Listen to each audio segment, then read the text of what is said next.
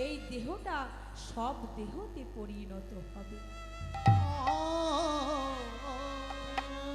তখন সবাই মিলে তোমাকে কি করবে না কাঁধে চড়িয়ে ওই যখন শ্মশান ঘাটে নিয়ে যাবে, সবাই একত্রিত হয়ে বলবে বলো হরি বলো হরি বলো হরি। তাহলে বলো তো অর্জুন, এই দেহটা কি নিত্যবস্তু হতে পারে? শুধু তাই নয়, শুধু তাই নয়, এই যে আমরা দোতলা তিনতলা বাড়ি করলাম, বিষয় সম্পত্তি করলাম, গাড়ি বাড়ি করলাম, ব্যাংকে লাখো লাখো টাকা সঞ্চয় করলাম, ছেলে পুত্র সবাইকে নিয়ে আজকে তুমি সুখে সংসার করছো। একদিন কি ভেবে দেখেছো যে যখন আমি এসেছিলাম একা এসেছিলাম, যেতেও হবে যখন একা যেতে হবে। এরা আমার কেউ না, আর কোনো দিন যেমন ছিল না, আর শেষের বেলাও থাকবে না।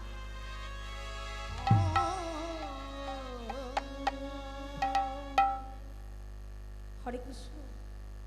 একে দিনের বেলা গান, তারপরে বুঝতেই পারছেন যে সবার প্রসাদের ব্যবস্থা রয়েছে। আমরা কলির মানুষ, আমাদের ধৈর্য কম, আমাদের চিত্ত বড় চঞ্চল, তাই চঞ্চল হলে গান গাওয়াও যাবে না, আর চঞ্চল হলে গান শ্রবণও করা যাবে না। যে কয়েকজন মায়েরা বাবারা রয়েছে এবং যেনারা প্রসাদ সেবা করছে, আপনাদের চরণে চরণ ধরে আমার নিবেদন, প্রসাদ পেয়ে কেউ বাড়ি চলে যাবেন না। ওই দেহের খোরাকের কোনো মূল্য নেই। যে আত্মার খোরাকের ব্যবস্থা করেছে, যেটা নিত্য সঙ্গের সাথী হয়ে যাবে, সেই আত্মার খোরাকটা নিয়েই কিন্তু বাড়ি ফিরবে।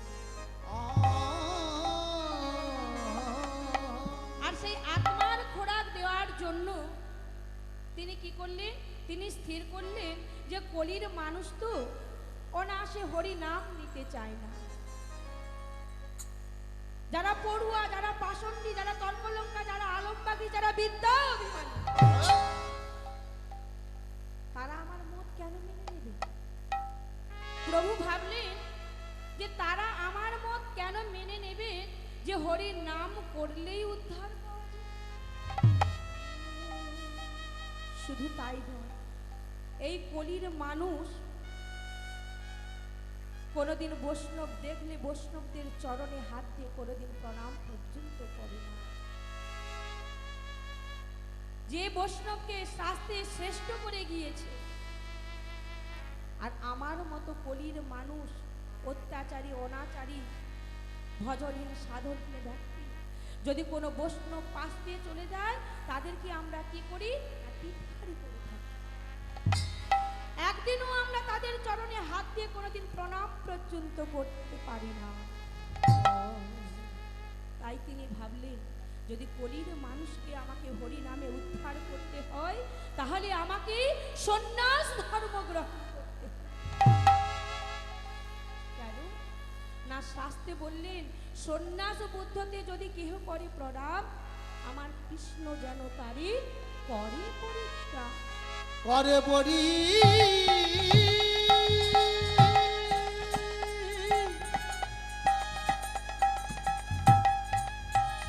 করে পরি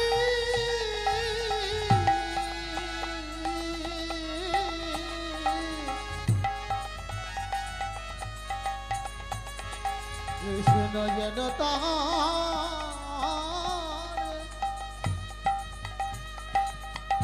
কৃষ্ণ যেন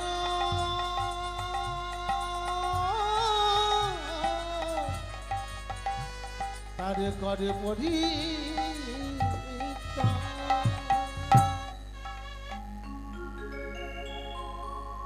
তাই তিনি মনস্থির করলেন যে আমাকে সন্ন্যাস ধর্ম গ্রহণ করতে হবে। তাই চলুন, লীলার প্রারম্ভের আগে আমরা ছোট্ট করে একটা ভজন গান আস্বাদন করি। ভজন গান আস্বাদন করতে করতে আমরা লীলার মধ্যে প্রবেশ করি।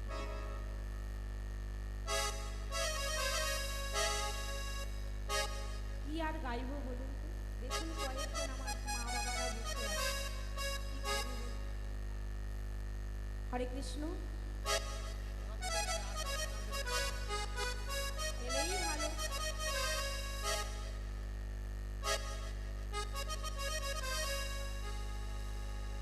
তোমরা চলো চলো যাই,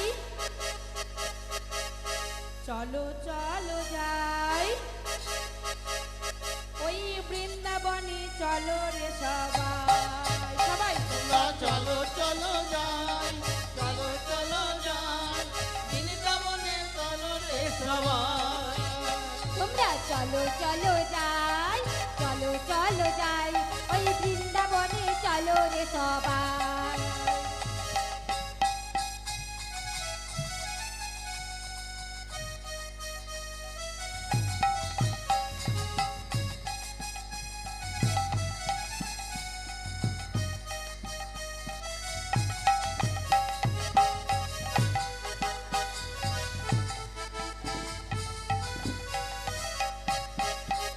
তোমরা চলো চলো যাই,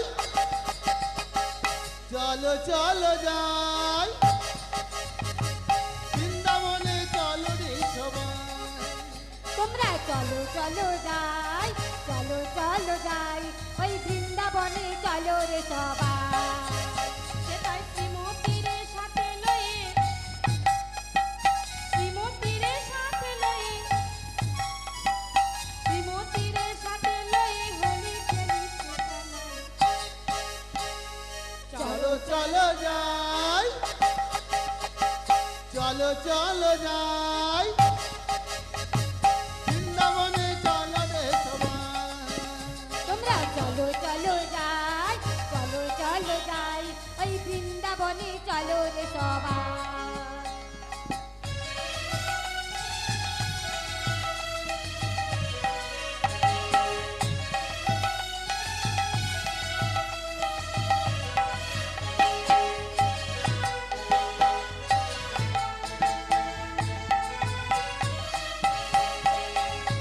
চলো চলো যাই, চলো চলো যাই, বৃন্দাবনে চলো রে সবাই। বসন্তেরই লাগে পাড়ার গিরিধারীর মনে, বসন্তেরই লাগে পাড়ার গিরিধারীর মনে, ওই আবির রঙে খেলি হোলি রাধা রানীর সঙ্গে। বসন্তেরই লাগে পাড়ার গিরিধারীর মনে, ওই আবির রঙে খেলি হোলি রাধা রানীর সঙ্গে। রঙিন হলো কানুর রঙে, আহা রঙিন হলো কানুর রঙে, আয়ান ধরুন তাই। চলো চলো যাই, চলো চলো যাই, বৃন্দাবনে চলো রে সবাই। তোমরা চলো চলো যাই, চলো চলো যাই, ওই বৃন্দাবনে চলো রে সবাই। আহা কেমন বুলি খেলছে দেখো মদন মোহন, ওই আবির রঙে রাঙাই এক অবলারি মন।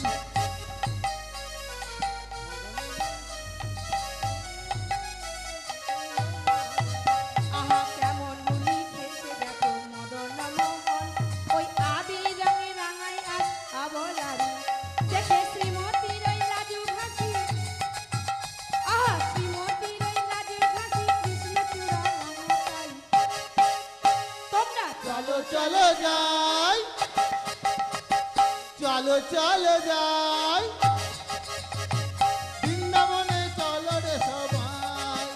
তোমরা চলো চলো যাই, চলো চলো যাই, ওই বৃন্দাবনে চলো রে সবাই।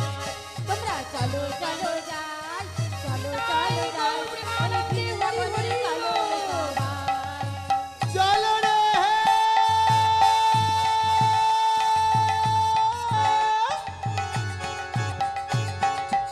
চলো রে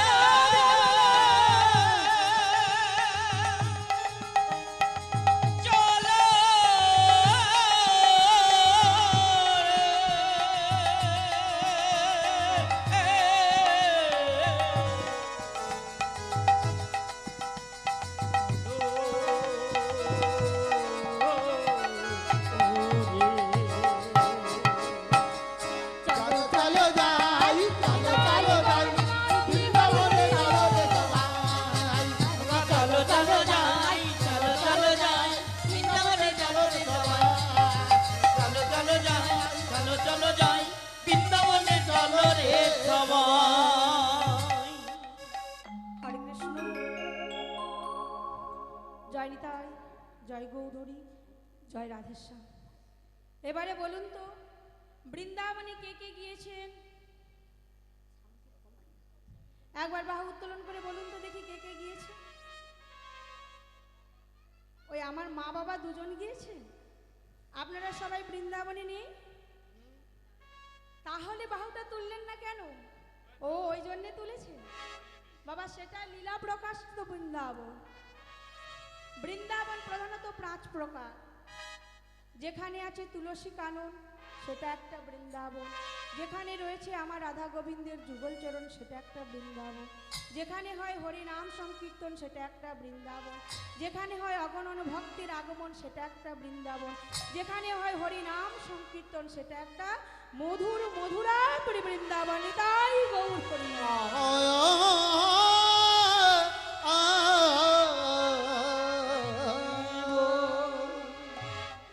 তাহলে চলুন আমরা যেখানে আমাদের প্রাণ গোবিন্দ লীলা প্রকাশ করেছেন আমরা সেই বৃন্দাবনে যাই।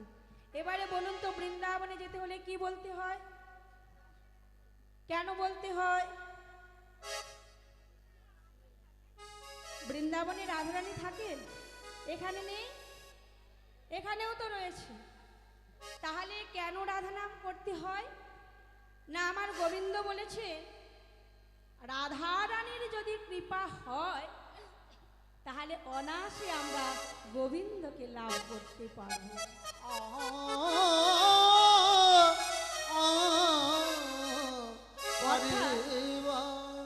আমার প্রেমময়ী শ্রীমতী রাধারানী হলেন আশ্রয় তত্ত্ব, আর আমার গোবিন্দ হলেন বিষয় তত্ত্ব। বিষয়বস্তু আস্বাদন করতে হলে আগে আশ্রয় গ্রহণ করতে হবে। শাস্ত্রকার তাই বলছেন, আশ্রয় লইয়া ভজে তারে কৃষ্ণ নাহি তজে, আর সব মরে অকাল মরে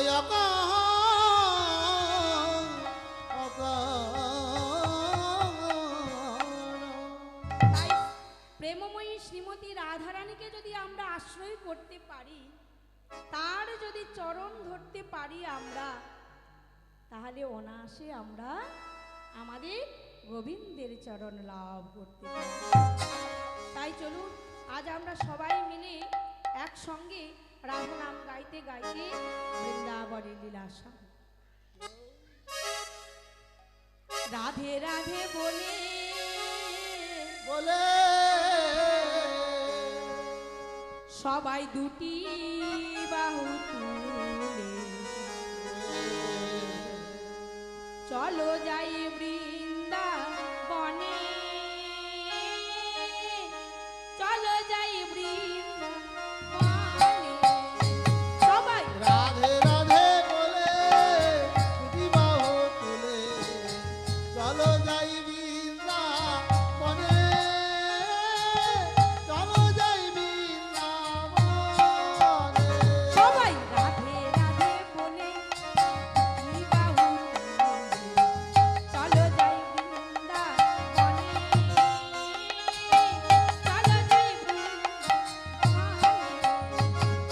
রাধে রাধে বলে দুটি বাহু তুলে চলো যাই বৃন্দাবনে,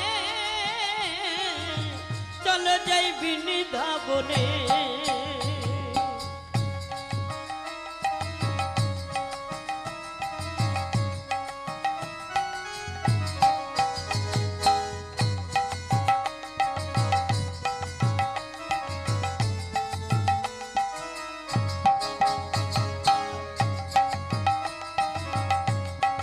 রাধে রাধে বলো।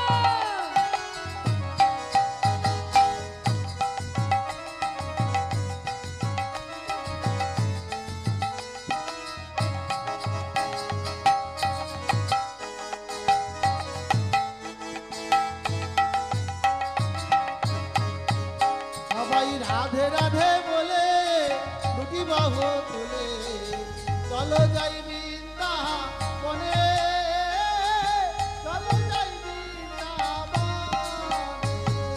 রাধে রাধে বলে দুটি বাহু তুলে চলো যাই বৃন্দাবনে, রাধে রাধে চলো যাই বৃন্দাবনে। ও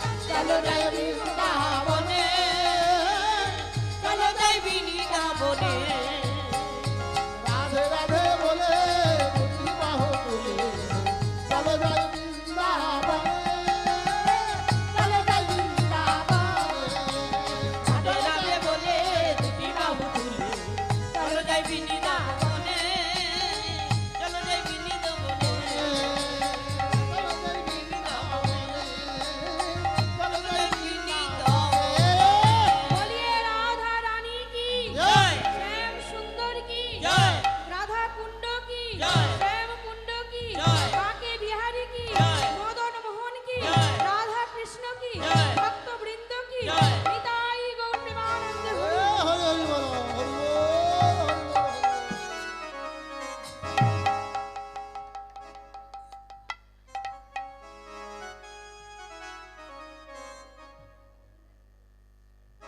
মহাপ্রভু আমার তিনি স্থির করলেন সন্ন্যাস ধর্ম গ্রহণ করবেন। তাই নবদ্বীপের সমস্ত বৈষ্ণব সমাজকে বিদায় জানিয়ে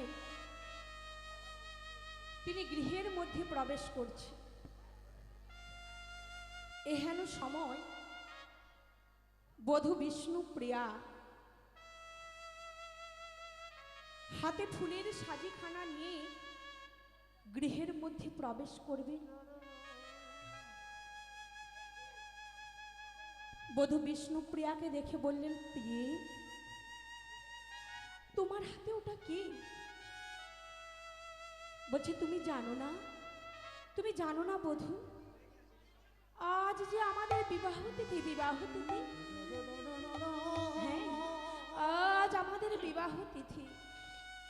তাই জানেন প্রভু, আজ আমি আপনাকে আমার মনের মতো করে সুসজ্জিত করে সাজাতে চাই।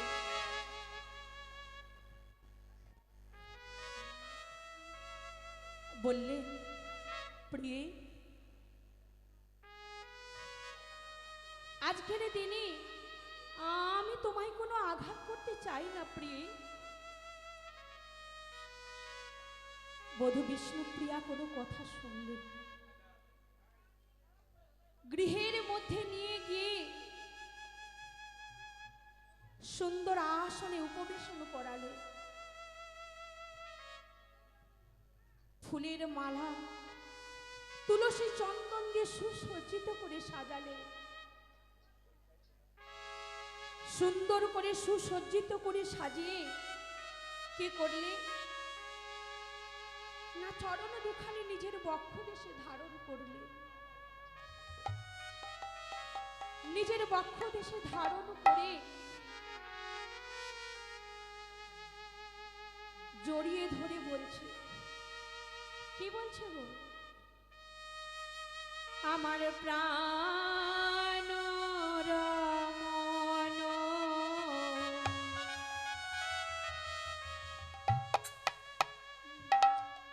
হৃদি ভূষণ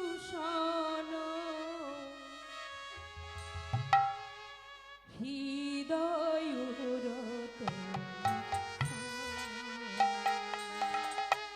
প্রাণ রমণ হৃদিভূষণ হৃদয় রতন আমি। আমার প্রাণ রমণ হৃদি ভূষণ হৃদয় রতন আমার প্রাণ রমণ হৃদিভূষণ হৃদয় রতন স্বামী। আখির নয়ন মন চিন্তা মনি আখির নয়ন মনি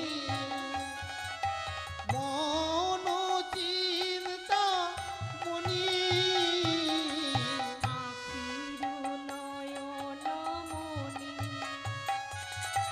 মন চিন্তা মনি মরমের অনুভূতি স্মৃতির সারণী এক প্রাণ এক প্রাণে তুমি আর আমি। ও গোয়ন তর জামি প্রাণ রমণ নিতাই গৌর প্রেমানন্দে হরি হরি। আমার প্রাণ রমণ হৃদিভূষণ হৃদয় রতন স্বামী। আমার হৃদয় রতন স্বামী। আমার হৃদয় রতন রতন স্বামী, আমার হৃদয় রতন স্বামী। ঘুমাও প্রিয় ঘুমাও। অঘোর ঘরে ঘুমাচ্ছেন বধূ বিষ্ণুপ্রিয়া। বললেন প্রিয়, জগতের কল্যাণের জন্য আজ আমি তোমায় যে আঘাত দিয়ে গেলাম, তার জন্য তুমি আমায় ক্ষমা করে দিও।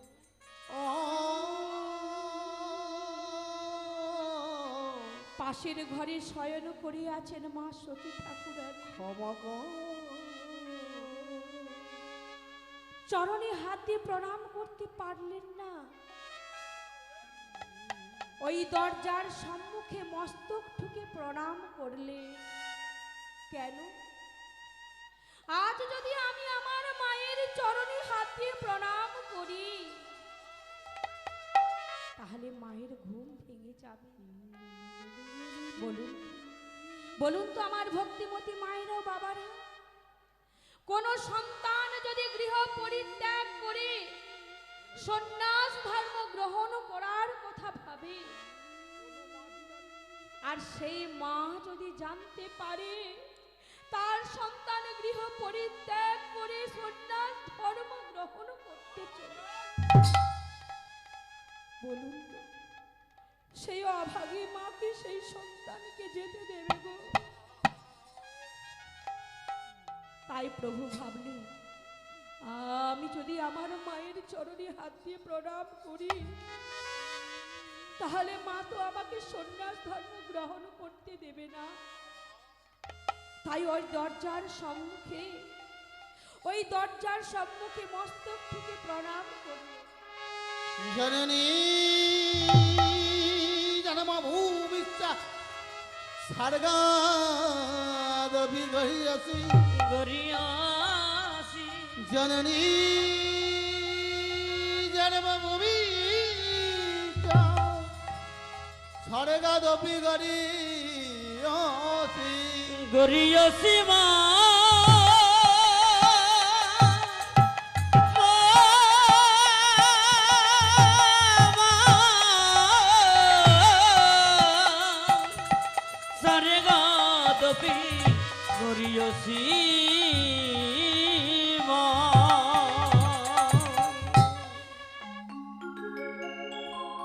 তাই ওই দরজার সম্মুখে মস্তক ঠেকিয়ে প্রণাম করে বললেন, মাগো, জগৎ জীবের কল্যাণের জন্য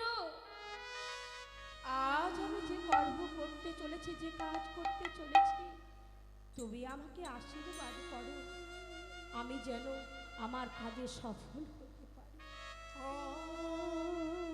সারা নবদ্বীপকে বিদায় জানিয়ে, সারা বৈষ্ণব সমাজকে বিদায় জানিয়ে, গৃহে লক্ষ্মী প্রতিমার মতো বধূ বিষ্ণুপ্রিয়াকে বিদায় জানিয়ে, মা সতী ঠাকুরানীকে বিদায় জানিয়ে ছুটতে ছুটতে উপস্থিত হলেন আমার পতিত পাবনী সুরধনী।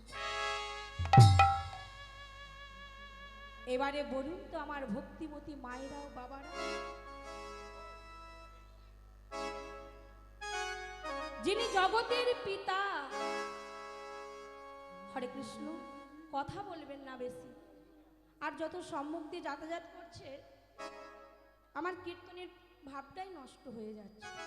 আর কিছু করারও নেই, এখান থেকে যেতে হচ্ছে, তবে কিন্তু নীরবতা বজায় রেখে যাবে, কেমন? হরে কৃষ্ণ, হয়তো এটাই আছে, তবে ঠিক আছে, কথা না বলে কিন্তু বেরোবে, কারণ আমার কীর্তনের ভাবটাই নষ্ট হয়ে যাচ্ছে।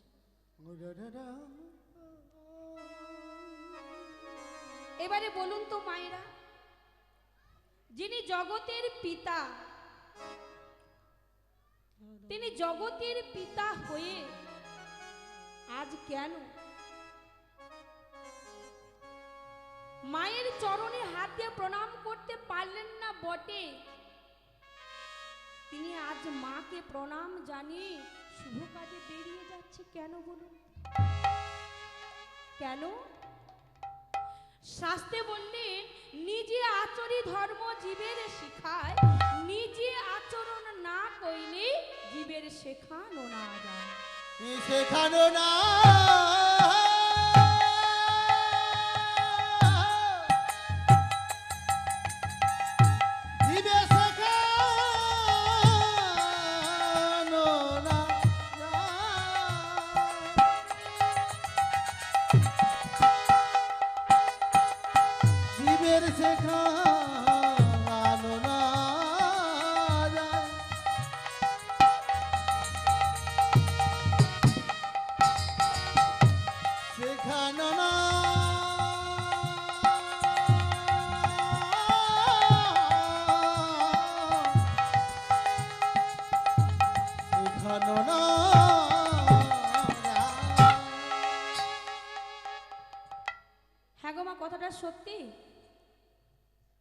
বাবা সত্যি কথাটা?